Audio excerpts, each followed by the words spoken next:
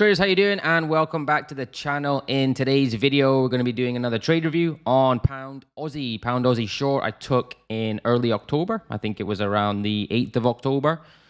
A winning trade. We got half hour out of it. I think it could have been more. Again, I think I was slightly unlucky. I don't want to sound like I'm making excuses. The market's never wrong, etc. All that nonsense. But yeah, looking at it now, moving to the downside is a little bit painful, as I'm sure you've probably experienced. So if you like this type of video, make sure you hit that like button. If you're not subscribed, hit that subscribe button. Get me to 1,000 subs just in time for Christmas. That would be a nice Christmas present for me. And I appreciate all you guys that have subscribed, liked the videos, tuned into the live streams. I'm really enjoying this YouTube stuff right now.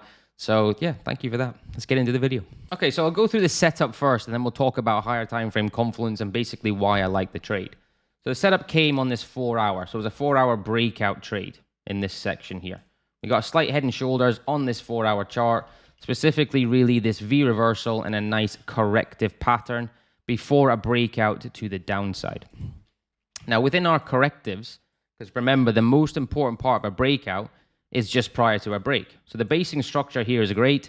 With my cup with handle, the basing structure here is great, but the most important part of those breakouts is certainly just prior to the break. And that I think is most key for breakout traders in making sure your win rate is decent and not getting caught in those 70% of fake out trades that they say.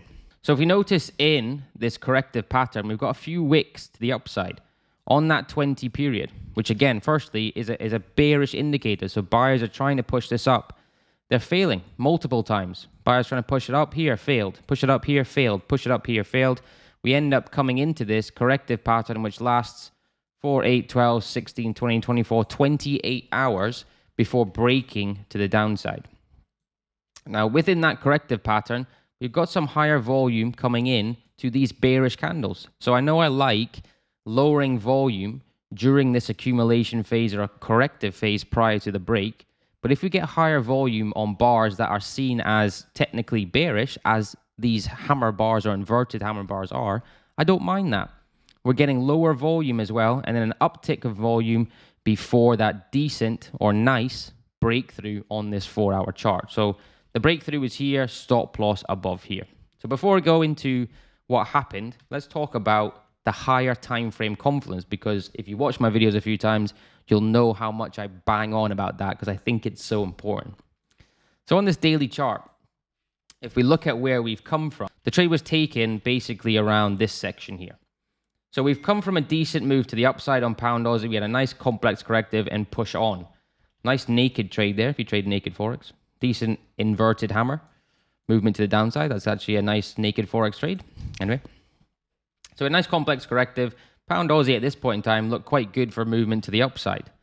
But that momentum shifted obviously on this impulse. So we've broken through this trend anchor on the daily. So we got to be changing our bias at this point to Pound Aussie potentially shorts. And what we got then was a corrective back from the support area, back up to here. Again, you can see a slight loss of momentum topping structure on this daily chart. And I think the catalyst for movement to the downside was this particular bar here.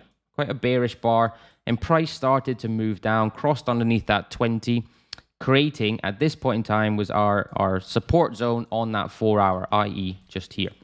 So when we were setting up for this trade, we were in this section here, just here. Just prior to the trade, we got two bearish hammers. Again, very simple chart patterns, two bearish hammers, inverted hammers, roughly on that 20 period. So considering that whole higher time frame confluence, where we've gone from an uptrending market to potentially now changing to the downside, was good for me. We got those 4 days of consolidation from this movement to the downside, back around that 20. And then these two hammer bars was enough for me to say this potentially wanted to move to the downside, in which indeed it actually did. Now, I do like to see higher volume on the breakout. Now, we don't always know that's going to happen because we don't know that when it's actually breaking out. But we did indeed get higher volume on that breakout, which in hindsight, after you see this 4 hour close, after we were triggered into that trade, was a good sign. Stop loss was above these wicks, and TP1 was at 1-to-1 risk reward, which is roughly at this area here. So we came down quite nicely, and within 8 hours, I think we hit our TP1, and now we're doing the same thing I do every time with that 50% runner, waiting for that swing to continue that trend to the downside. Now, after we hit TP1 at this section here, We pulled back a little bit into that 20 period. It's actually looking a little bit bullish on these 8-hour candles. However, bears then started to step in. And on this particular candle here, I thought this looked quite nice for potentially movement to the downside.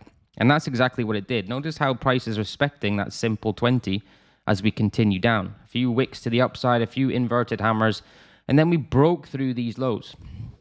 So for me, if we don't know what's happening here, for example, at this point in time, we didn't know what was happening in the future, that was a nice break. You know, we got our pullback. I considered our swing complete because we had broken through these lows. So I was happy moving our stop to break even here on that second runner trade. And then what happened was we got some more bullish momentum. We know if pound has some momentum, it can go, even against the trend.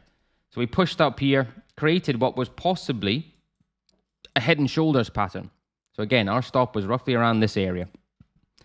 Breaking through that head and shoulders, and we got stopped out on that runner. Now, this is the frustrating thing, and this is where psychology comes in, because looking in hindsight where the trade went, it's easy to say now, well, I should have just kept that second stop at where I originally had it and waited for the market to retest this area. So we created this head and shoulders pattern, broke through it, looked quite bullish at this point, and unfortunately took our stop out on that runner. Now, this is where psychology comes in a little bit, because looking at what happened in the future now, it's easy for me to say, well, Ryan, I should have moved or kept my stop up here and waited for that reaction around this resistance zone. And I did think that. I do think that now. However, what I've got to remember, what I keep telling myself is, if I'd done that 100 times, this is only one instance, remember, as real profitable traders, we won't need to have data rather than hope and prayer. Hope and prayer is not a trading strategy. Data and stats is.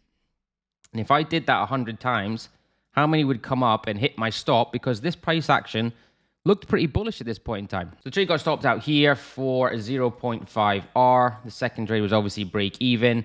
We got 0.5R at the first trade, meaning it was a 1% trade. My total risk is 2%, which is obviously a little bit frustrating because I could have gotten a lot more out of it. So at this resistance area, sellers indeed came in quite hard, pushing this down. Pullback, stop would have been here, and we continue on this trend to the downside. Hindsight is a very easy thing. It's very easy for me to say right now, well, why didn't I move my stop just a few pips above to account for this resistance zone? But we have to remember, we don't know what happened in the future.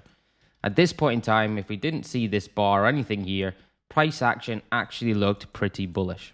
So let's say, for example, this came back up and hit my stop up here. It would have been a break-even trade, which again is frustrating for me because I wouldn't have stuck to my plan where I would have made 1%. And 1% is fine. I'm perfectly happy with getting 1% and waiting for those big runners to come. So, you know, it's kind of, again, swings and roundabouts. Sometimes they work for you. Sometimes they work against you.